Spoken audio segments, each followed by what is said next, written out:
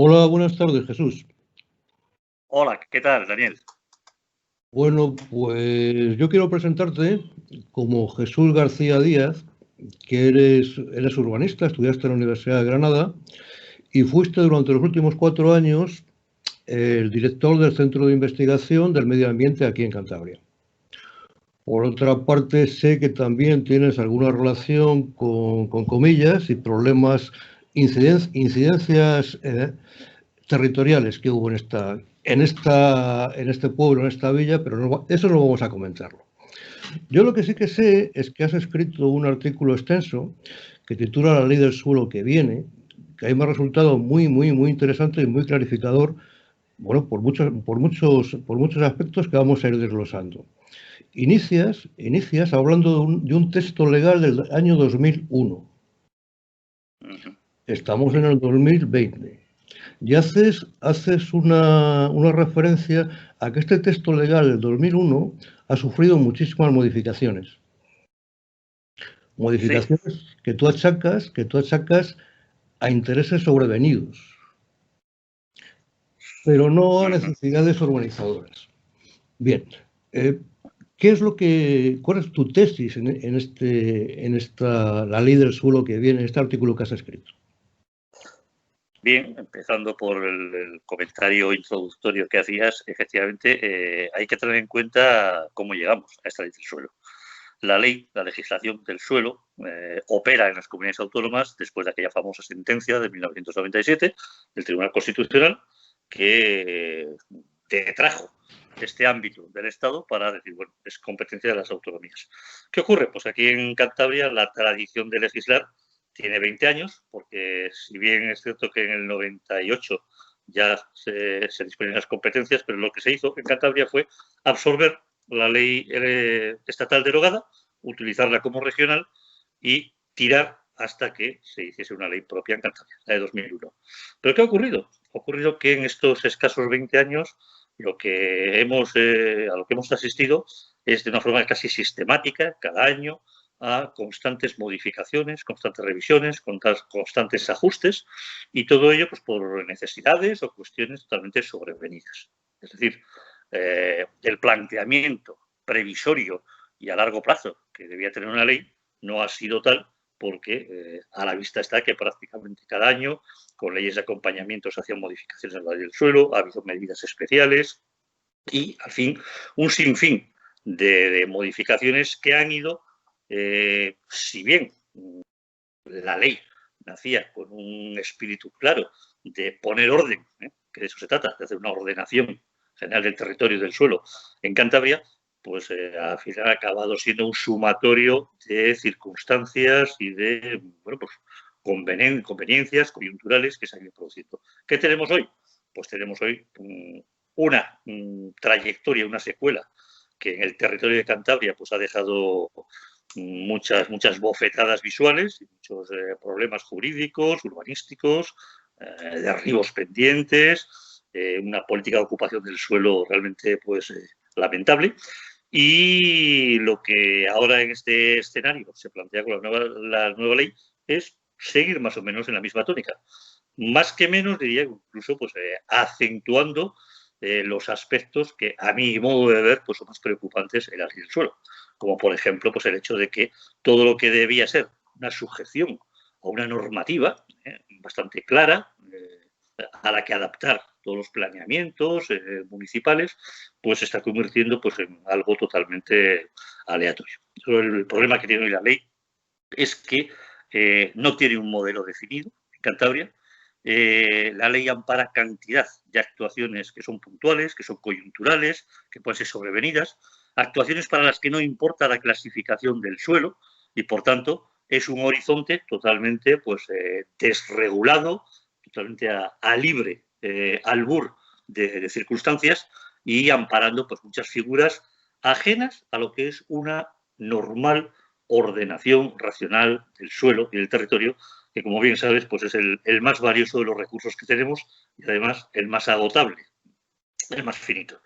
De ahí que, bueno, pues la profusión de figuras cuando menos curiosas por otros adjetivos, esos pesires que lo pueden todo al margen de de las calificaciones del suelo y de las ordenaciones del territorio, esos usos indiscriminados en el suelo rústico, pues al final lo que están dibujando es una ley que puede acabar con la idea de lo que es el suelo rústico en Cantabria, la desruralización por completo del suelo y un modelo pues expansivo de crecimiento pues anárquico y limitado, que al final es un crecimiento que nos va a salir muy caro a todos los cántabros, porque no olvidemos que cuanto más disperso es el crecimiento urbanístico, más costosos son los servicios y todas las prestaciones que deben llegar a todo lo que es el suelo construido, suelo edificado, el suelo urbanizado.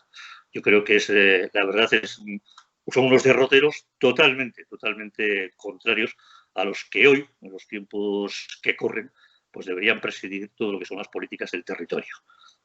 Presididos por las preocupaciones ambientales, la sostenibilidad en el uso del suelo, las grandes inquietudes de carácter ambiental, climático, que se ciernen sobre nosotros, los grandes retos de futuro, los objetivos de desarrollo sostenible, la sostenibilidad en el uso del suelo, yo creo que es algo que está muy lejos del punto de mira hacia el que apunta este proyecto de ley del suelo. Ha habido en Cantabria, gobierna ahora mismo el PRC con la ayuda del Partido Socialista Obrero Español. Ha habido siempre una diferencia de criterio respecto al urbanismo entre estos dos partidos. Por ejemplo, cronológicamente hablando, tengo apuntado que hubo un proyecto de plan regional de ordenación territorial en el año 2002, que me imagino que sería consecuencia de la ley del 2001 que hablamos, ¿no? Y que no se cumplió, no se realizó. No se realizó por discrepancias entre estos dos partidos. Bueno, ahora mismo, en una legislatura que fue la pasada, la que tú estuviste a cargo del CIMA, del 2015 al 2019, hubo también un intento por parte del Partido Socialista en su momento de alguna forma organizar el territorio. Pero no le acompañó el PRC y bueno, eso no se legisló. De tal forma que ahora mismo es el PRC el que tiene estas competencias. Bien, esta serie de discrepancias entre estos dos partidos, tú apuntas en el artículo que todos los pactos han de ser respetados, el pacto entre el PRC y el Partido Socialista, pero haces hincapié que tiene que estar lealmente respetado aquello que se firma. Y haces mención a que no existe ningún pacto firmado referente a los planes urbanísticos o al plan territorial de Cantabria. Esta discrepancia también hace referencia en tu artículo que cómo está ahora mismo distribuido el Parlamento, el único partido político que puede defender una política medioambiental más moderna es el Partido Socialista Obrero Español. Pues sí, bueno, vamos a ver, ocurre de verdad, las políticas territoriales y el suelo, yo creo que no lo olvido, aparte de la trascendencia y la importancia que tienen, quizás por eso mismo son temas de un calado político de fondo importante.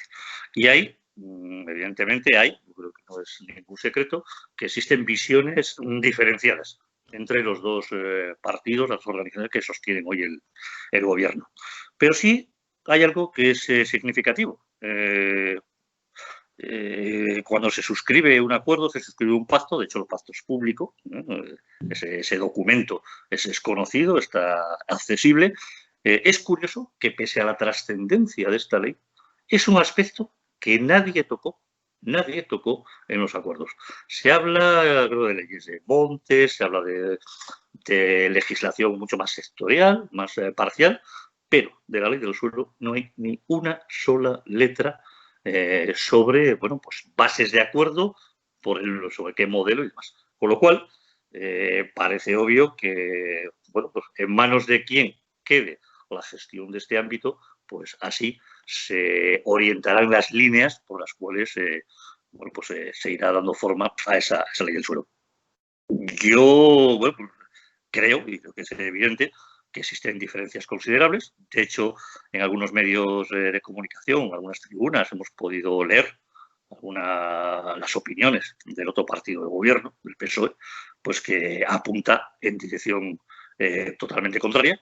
No he leído una manifestación clara, rotunda, digamos, no, de rechazo, pero sí consideraciones en torno al modelo por el que apuestan y que no tiene pues mucho que ver, o nada, con el de este anteproyecto de ley del suelo. La verdad es que bueno, es un proyecto de ley que hubiera necesitado muchísimo consenso. Evidentemente, en los consensos y en los grandes entendimientos todo el mundo tiene que dejarse plumas, pero lo que parece cierto es que este contenido y este texto de ley pues está hecho un poco siguiendo el criterio del partido que hoy por hoy lleva la titularidad de las políticas del suelo, sin más. Sin más. De hecho, es curioso que, bueno, pues en lo que es el arco político regional, pues nadie dice nada. A mí me llama la atención que pese a la trascendencia de esta ley, pues tampoco está generando grandes debates y los fenómenos de respuesta, de contestación, pues se han producido desde colectivos sociales, ambientalistas, organizaciones políticas que están fuera del arco parlamentario, pero, digamos, donde se cuece, en el arco parlamentario donde se cuecen las grandes decisiones, pues ahí, como podemos ver, tampoco están surgiendo prácticamente pues, ninguna controversia, ningún debate, ninguna pues, explicación pública, porque, ya digo, me parece que estamos ante una de las leyes más importantes de los próximos años en Cantabria. Sí, tú como bien dices, no solamente en Cantabria, sino en el mundo mundial, la tierra no se repone. Si la tierra se estropea, ya no tiene remedio, eso está claro. Oye, me gustaría que explicaras un poquito más, antes lo has indicado, que lo has indicado por sus siglas. Exactamente has hablado de proyectos singulares de interés regional. Cuando se habla de singularidad, siempre se dice, coño, ¿qué puede pasar con esto? ¿Que está normado o no lo está? ¿Qué es este proyecto singular de interés regional? Bien, pues es una figura de planeamiento, de gestión, de desarrollo del suelo. Básicamente los PSIRES nacieron con la idea de poder alojar allí donde se necesitara y sin esperar a los cambios en los usos de suelo necesarios, los cambios legales y normativos, grandes asentamientos. Básicamente estamos hablando de grandes equipamientos industriales, sobremanera. Pero ¿qué ocurre? Cuando estamos hablando de una figura de este tipo, una figura que ahora se va a elevar a la categoría de figura de ordenación del territorio, estamos haciendo un ejercicio muy perverso. Porque si algo tiene la ordenación del territorio es una regulación, una disposición de cuáles son los usos que en cada lugar de esta región deben prevalecer y en función de cuáles son los intereses de conservación, de preservación, calidades de suelos y demás. A partir de ahí se ordena, se le pone orden. Además, a una región como la nuestra, Daniel, que es bastante finita, una región pequeña y tampoco podemos permitirnos... ¿sí? Y colorida. Y colorida. Sí. Lo que ocurre con los proyectos singulares es que son actuaciones que puede determinar la administración autonómica, pueden soltar los ayuntamientos, pueden también los particulares, ojo, sector privado, y supone hacer una gran intervención urbanística en cualquier lugar del territorio con independencia de la clasificación o la protección que ese suelo tenga. Con lo cual, es darle carta de naturaleza a una figura que no es de ordenación, sino que es contra la ordenación del territorio. Todo lo contrario. Esa es una herramienta perversa en ese sentido. Tiene además otras particularidades, porque esta figura que condiciona absolutamente todo lo que es el planeamiento, de nada sirve que se organice, se ordene el territorio, los ayuntamientos luego distribuyan sus usos de suelo, sus calificaciones urbanísticas, si después una actuación de este tipo puede dar al traste con todo. Pero algo más. Esto es un problema de todo el país, sobre Cantabria. Los ayuntamientos son unas administraciones que, bueno, pues quienes las conocemos también de cerca, no puede decir que tengan unas economías bollantes. De hecho, buena parte de los recursos de las administraciones locales, los ayuntamientos, dependen de la actividad urbanística. Y dentro de lo que son sus competencias, las competencias en urbanismo que tienen los ayuntamientos por ley, su desarrollo lleva parejo también el poder beneficiarse del desarrollo particular del suelo, en forma de compensación. Vamos a explicar esto. Una gran actuación en una zona muy amplia supone una urbanización, una intervención de suelo, una edificación y demás. Pero hay una parte de los derechos de edificación que se los cobra, de alguna manera, ese 15%, los ayuntamientos, ingresan en los ayuntamientos para poder disponer suelo para vivienda de promoción pública, suelo para equipamientos docentes, es decir, para las necesidades sociales que trae aparejado ese desarrollo que se hace ahí. Y claro, para eso cuentan con unos recursos, y esos recursos los proporciona el propio desarrollo urbanístico. Pero si luego resulta que los PESIDES no van a poder percibir los ayuntamientos ni un solo euro, porque va a ser la administración autonómica quien lo gestione, los ayuntamientos se van a ver luego obligados a modificar la ordenación y el planeamiento en función del PESIR que les ha llegado. Y, segunda cuestión, para modificarlo, insertar en ese PESIR todas las redes de los servicios, hacer la redefinición de toda la trama urbana, no van a contar con recursos de esa figura de desarrollo que se ha implantado ahí. Con lo cual, estamos también ante un escenario de una lesión importante a esa autonomía municipal que consagra la ley de régimen local y que, por ejemplo, ha sido también observada en recientes sentencias del Tribunal Constitucional, como ha ocurrido hace escasamente un año con la Ley de Canarias, en la que precisamente este tipo de proyectos singulares, regionales, han sido desestimadas por el Tribunal, la posibilidad de que se puedan ejecutar en cualquier tipo de suelo independientemente de la protección que tenga. Por eso digo que es una figura que, como figura que permita intervenir y costear a una administración regional una iniciativa porque hay un interés objetivo en ese desarrollo, hasta ahí bien, pero como una figura de ordenación del territorio, la verdad es una falacia absoluta. Es todo lo contrario, es un instrumento que se salta a la torera toda política de vertebración, de ordenación y de planificación del territorio. Es lo que quiera, cuando quiera y donde quiera, al margen de lo que la ordenación territorial o los planes urbanísticos determinen.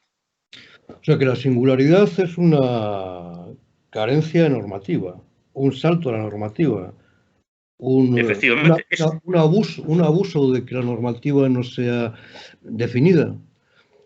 O sea, sí, sería, efectivamente. más que singular, sería discrecional, a discreción del alcalde de turno o del concejal de turno. Podríamos decir que es una dispensa de la ley amparada por la propia ley, que te dice que lo puedes hacer. Sería un poco la contradicción de esta figura. Eso de dispensa me suena a mí muy como muy religioso, un concepto religioso, ¿no? Como una bula. Bueno. Se llamaban bulas aquello.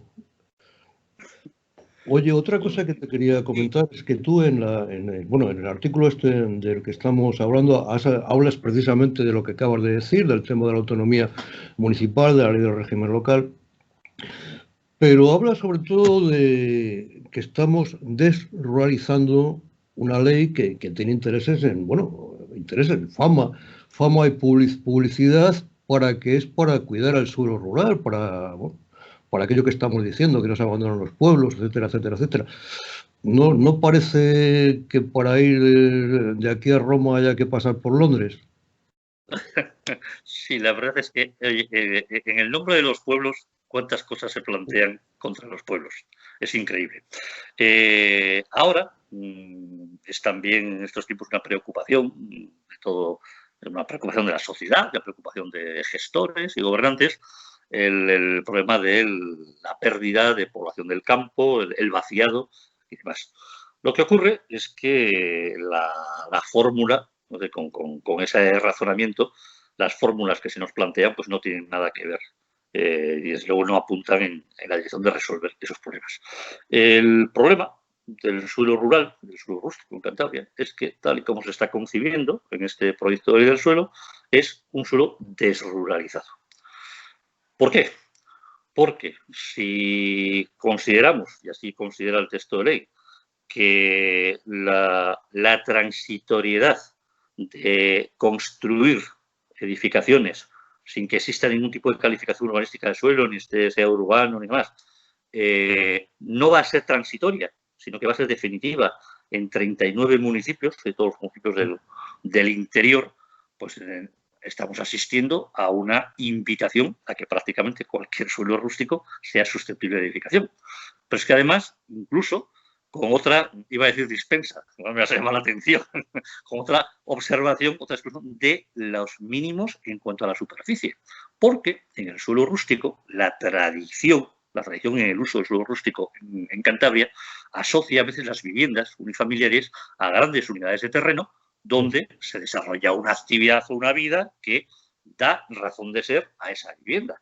Pero si ahora la superficie mínima y la parcela mínima, como se contempla en la ley, desaparece, resulta que entonces ha perdido por completo sentido el hecho de que una vivienda tenga que ver o esté vinculada con un entorno donde esas familias, pues la gente trabaja o le saca un aprovechamiento, un rendimiento a un terreno que es rústico, ganadero, agrícola, forestal, el que fuera.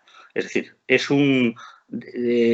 estamos prácticamente situándonos en aquella famosa ley del 98, la ley de aquel gobierno Aznar, que casi de facto declaraba urbanizable toda España. Sí. Porque planteaba que lo que debe justificarse es el por qué se protege un suelo y no el por qué debe urbanizarse o construirse el otro. Es decir, si ahora mismo una justificación puede amparar el que se construya prácticamente en suelo rústico, casi en cualquier lugar, pues estamos otra vez situados en aquel modelo de ley que lo único que sirvió pues fue nada, para crear un hipotético, ficticio y engordadísimo mercado de suelo, porque al final parecía que todo podía ser susceptible de venderse. La verdad es que el hecho de que puedan ejecutarse las construcciones en cualquier clase de suelo, en lo rústico, no contribuye en absoluto a recuperar la población. La población fundamentalmente se recupera si se recupera la actividad. La actividad.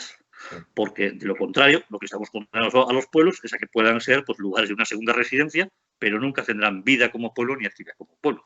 Y luego también hay otra falacia detrás de esto que se dice que así puede la gente que necesite hacerse tener casa. Vamos a ver, en Cantabria existe un patrimonio edificado en los pueblos considerable, enorme, en desuso por completo.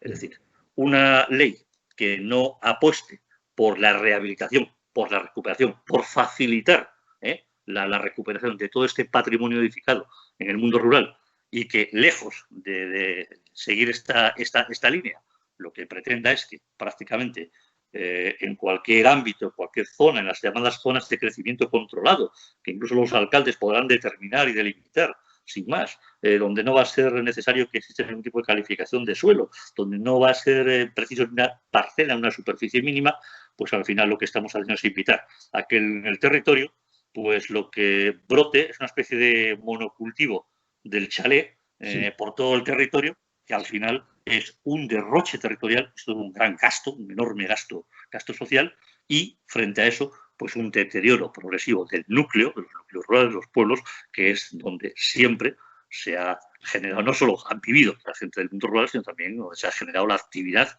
que daba sentido a vivir en esos pueblos. Tú cuando comentabas antes de la ley de Aznar, las leyes de Aznar, en el fondo, antes en la tradición urbanística, lo que se trataba es que tú, si querías hacer una casa, tenías que justificar por qué se hace. Y luego ya dejó de ser así, sino al contrario, ¿no? Que valía todo. Y cuando hablas de una casa rural, unos metros cuadrados, una superficie mínima, es como si yo quisiera tener ganado sin vacas o tener un tractor, pero no hubiera maizal ni hubiera patatal. Simplemente yo puedo hacerme la casa como a título individual. Con lo cual, evidentemente, lo que va a ser un criadero de nueva residencia, de segunda residencia, con un coste que tú mencionas que es añadido, como es lógico, porque para llegar a esa casa hace falta una carretera, ¿no? Hace falta un vial, hará falta un Servicios, saneamiento. canalizaciones, suministros. Claro, y luego habrá también, ahora que están hablando tanto de las ocupaciones que hay en las casas, habrá una vigilancia municipal de ese entorno que ya no es el entorno del casco urbano, sino que se puede alejar, hasta el límite del Alfoz. O sea, que es un sinsentido en el fondo, ¿no? Porque luego la población joven, que es la que se supone que debería sustituir a la rural que realmente existe, bueno, se pueden poner de jardineros, se pueden poner de barrenderos, pero ahí está, ya se acaba, ¿no? Es el ejemplo que puede haber en todo el litoral cantábrico, porque no hemos hablado del plan de ordenación del litoral, que ha demostrado, aparte de los colorines que mencionábamos antes, que yo mencionaba antes, que tú aludías también, pues es un cachondeo, ha sido un cachondeo. Por ejemplo, cuando hablan del faro de Ocuda, yo sé que aquí en Comillas hay un faro que está atado a una casa. Sí. Bueno, y sí. Por ejemplo, ¿no? Sí, sí. Esto es más o menos la idea de esta ley, con las consecuencias que puede tener, es un anteproyecto, se supone que lo pueden mejorar, etcétera, etcétera. Pero las consecuencias que puede tener esta ley es que el destrozo litoral se va a pasar al interior de Cantabria. Sí, vamos a ver, es lo previsible, es lo previsible. Es decir, los vicios que en el litoral se han puesto de manifiesto, pues van a tener carta de naturaleza en todo el resto del territorio. Además, hay una cosa muy, muy curiosa, porque el plan de ordenación del litoral, que tiene muchísimas limitaciones, nació como una especie de sumatorio de lo que eran los planeamientos municipales de los ayuntamientos de la costa, pero tampoco pues en realidad se ha comportado como un órgano, un instrumento de ordenación del territorio. Es más, de hecho, el plan de ordenación del litoral nace, y así está consignado en su propia declaración, su propio preámbulo, que tiene un carácter supletorio del plan regional de ordenación territorial en la zona de la costa. Es decir, Cantabria, como no tenemos plan de ordenación territorial, vamos a hacer lo primero, ordenar la costa. Entonces, ordenamos los municipios costeros, esto lo llamamos el POL, y esto es a los efectos el plan de ordenación del territorio de esta zona de la costa. Y después ya se completará.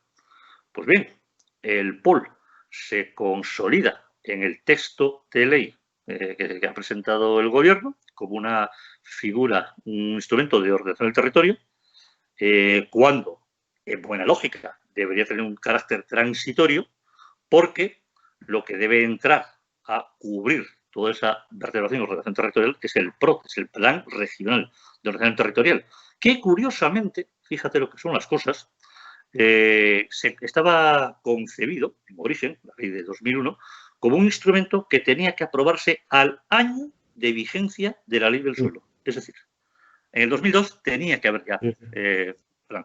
Bien, pues sin embargo, en el texto de esta ley, en el anteproyecto presentado, ha desaparecido cualquier disposición adicional que fije plazos para la entrada en vigor del Plan Regional de Ordenación del Territorio. Es decir, pues hay también una barra libre. Estamos buscando pues sí, una barra libre. Claro, al final, vamos a ver, si nosotros declaramos que hay unos instrumentos de ordenación del territorio y no los tenemos y ni siquiera nos fijamos en el derecho adicional o transitorio de la ley, la parte final, unos plazos, al final, ¿cuándo nos vamos a dotar de los instrumentos que la ley necesita para poder operar?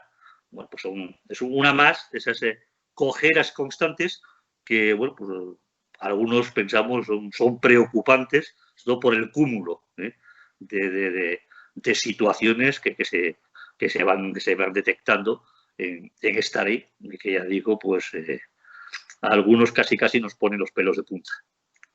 Estas continuas llamadas a la atención, a mí me llegan a pensar que no es que se hagan las cosas a punta pala, sino que existe un algo detrás que las dirige, y la sociedad cántabra se ha acostumbrado a transigir con cualquier cosa. Y en el Parlamento ahora mismo, pues lo mencionaba yo al principio y tú también lo mencionabas en el artículo, quitando el Partido Socialista Obrero Español, no hay ninguna representación que se pueda oponer a esas ideas de ladrillo, de ley del suelo, de todo vale, ¿no? Eso es muy, muy preocupante porque eso de que Cantabria es infinita, yo no sé cómo lo pueden mirar, ¿no? La infinitud es un concepto matemático tan absurdo para aplicar en la geografía que no tiene sentido, ¿no? Tú hablas también en tu artículo hablar de otra posible ordenación. ¿Cuál serían para mirar a futuro con una sonrisa, no con tanta queja justificada? Sí, efectivamente, porque a veces parece que nos instalamos, ¿no? Censuras, sí, críticas, sí. Lo que nos viene, pero es posible, hombre. Algunos sostenemos que sí, por supuesto, que es posible otra ley, desde luego presidida pues por los grandes retos de la sostenibilidad ambiental y territorial, que hoy tiene que ser algo que presida todas las políticas modernas, y que el urbanismo sea algo sostenible y que sea una práctica en beneficio de la sociedad y no en beneficio de todos y cada uno, de cada cual, cuando quiera operar en el suelo, porque si no existe, si quebramos la planificación y la ordenación, estamos quemando el futuro, que no otra cosa es el suelo y el sostén del territorio. Bueno, yo creo que hay un aspecto que es necesario pulir. Yo creo que habría que plantear una ley que, además, como bien dicen, esto es algo, yo creo que todo el mundo está de acuerdo, lo comparto incluso con quienes anuncian las bondades de la ley, el hecho de que ordenación territorial y planeamiento urbanístico van de la mano perfectamente.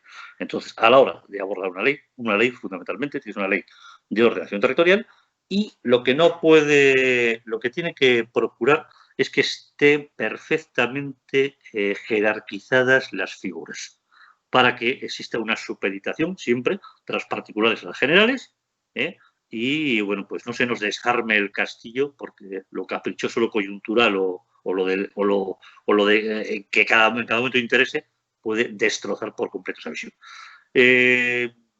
Yo siempre he defendido que lo que había que hacer es redefinir los instrumentos de ordenación territorial. En principio, el Plan Regional de Ordenación Territorial y las normas urbanísticas, que podrían ser algo más amplio, directrices de ordenación, tienen que ser los dos pilares básicos de la ley. Y a partir de ahí, un segundo escalón, ya pues lo que son los planes territoriales parciales, los planes especiales, por ejemplo, la ordenación de los espacios para eólicos, espacios más, es decir, la ordenación ya más sectorial o incluso comarcalizada, porque yo creo que, bueno, a nadie se le escapa que Cantabria tiene un perfil muy, muy condicionado por su orografía, por su aspecto geofísico. Las comarcas no son solo un elemento de la geografía física, condicionan las comunicaciones, los pueblos, las culturas, absolutamente todo. Y la ordenación territorial comarcal pues puede ser un aspecto que habría que considerar, pero en este segundo nivel, como los planes territoriales. Y luego lo que sí habría que considerar es algunos instrumentos, porque vamos a decir, bueno, los PESIRes. Un PESIR no vamos a denostarlos todos por sistema. Puede ocurrir que en un momento dado interese objetivamente, sea estrategia o una actuación, y haya que abordarlo. Pues bien, estos son instrumentos de intervención, pero nunca instrumentos de ordenación. No pueden sobreponerse a la ordenación, tienen que supeditarse. Entonces, los instrumentos se supeditan, si es preciso hacer ajustes en la ordenación territorial, los planeamientos urbanísticos se hacen, pero este tipo de proyectos entiendo que no deben pasar de ser instrumentos simplemente de intervención directa, y, por supuesto, su desarrollo debe ir condicionado a la previa modificación o ajuste de todas las normativas territoriales. Y luego hay un aspecto, antes lo comentaba, que yo creo que hay que incorporarlo, porque en lo sustancial, todo lo que es la materia urbanística, pues bueno, las regulaciones, los usos del suelo y demás, hay buena parte de todo ello que queda en manos de los planeamientos municipales, que esa es otra historia, el tema del planeamiento, los grandes problemas que tienen los ayuntamientos en Cantabria para sacar adelante planeamientos, pero sí creo que habría que contemplar, eso sí, muy importante en la ley, en una ley como esta, todo lo que decía antes son las medidas transitorias y medidas adicionales. Por ejemplo, lo que afecta al plan de ordenación del litoral, que tiene que contemplarse como una fórmula transitoria, que después puede incluso bueno, pues readaptarse como un plan territorial del litoral y demás, pero bueno, lo que tiene que dar paso es al verdadero plan regional, al PRO, y el POL entrar, digamos, como materia transitoria. Las viviendas en suelo rústico. No puede ser café para todos y para siempre, y en todas partes. Vamos a ver. Alguna vez habrá que decir en esta región, oiga, a lo mejor yo quisiera hacer esto, pero es que hay cosas que Cantabria, la sociedad de Cantabria, no se puede permitir, porque tenemos un espacio vital limitado y con unos recursos que son los que son. Eso hay que contemplarlo así. Y también regular la ley, pues ese tipo de medidas adicionales, entre las que comentaba antes el tema del PROT. Uno ya no sabe qué pasa con el plan del regional territorial. Es que parece que da miedo. Es que cuando hablamos de ello, o sea, nunca sale adelante. Y además de hecho yo he podido verlo, comprobarlo, es objeto de fricción y de fricción política importante. Un aspecto que debería contemplar la ley también son las garantías a los municipios.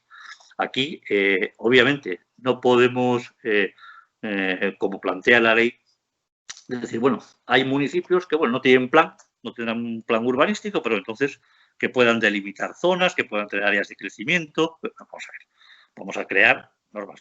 Evidentemente, los planes municipales serán más complejos o menos en función de la entidad del ayuntamiento, pero deben dotarse todos. Y si hay problemas, porque de hecho, con la atomización municipal que tiene Cantabria y los recursos tan exiguos que tienen los ayuntamientos, a veces es muy difícil sacar adelante el planeamiento. Pues bien, tiene que ofrecer, en el marco de la ley ofrecer garantías que desde la comunidad autónoma, desde la administración regional, se pueda amparar a los municipios, darles la cobertura en recursos humanos, técnicos y económicos para que puedan dotarse de esa herramienta. Y, por supuesto, plazos precisos.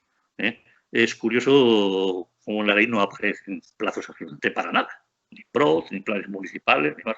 Eso debe estar perfectamente regulado y creo que es otra de las cosas que hay que observar. Sobre todo una buena vertebración de los instrumentos territoriales y una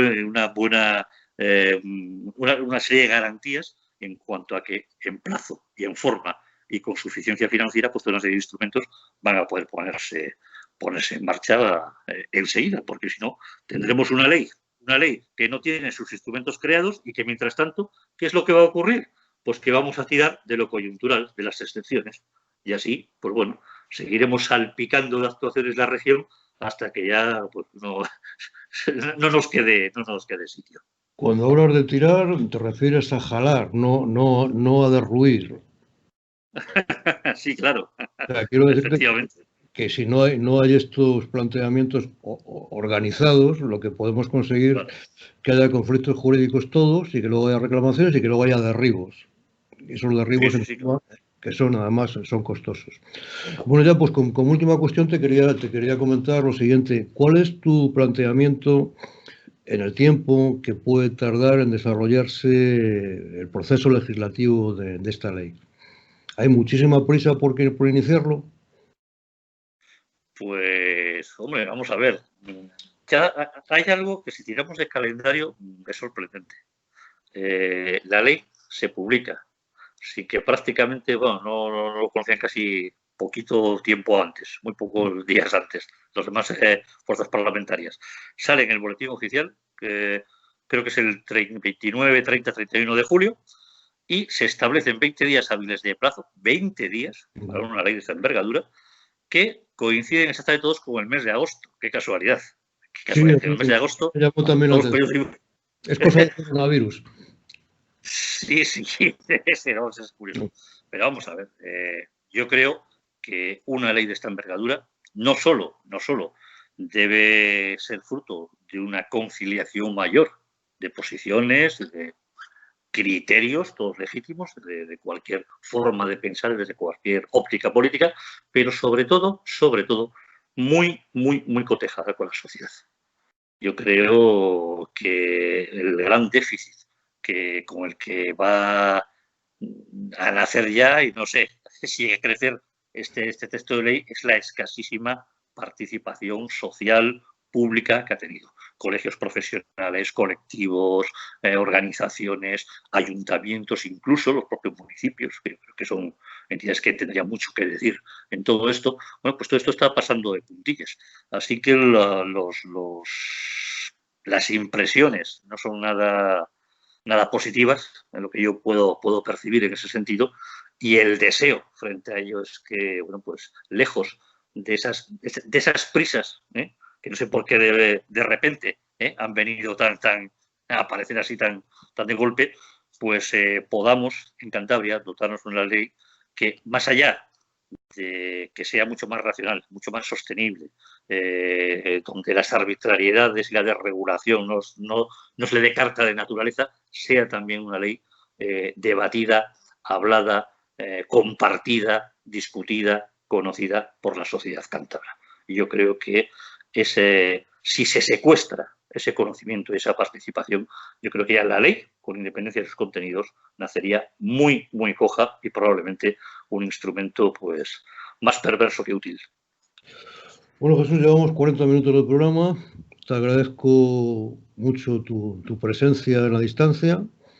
Te agradezco mucho tus palabras. Encantado de compartir un rato. Comparto casi todos los criterios que has utilizado. Se ha ido esto.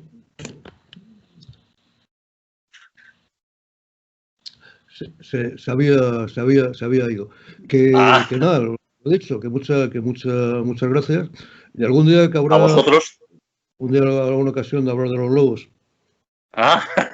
Bueno, todo vendrá. Eso cuando estén las aguas más calmadas. Muy bien. Sabes que encantado de compartir ratos contigo y a vuestra disposición siempre que deseéis. Pues muchas gracias. A vosotros, hasta pronto. Hasta luego.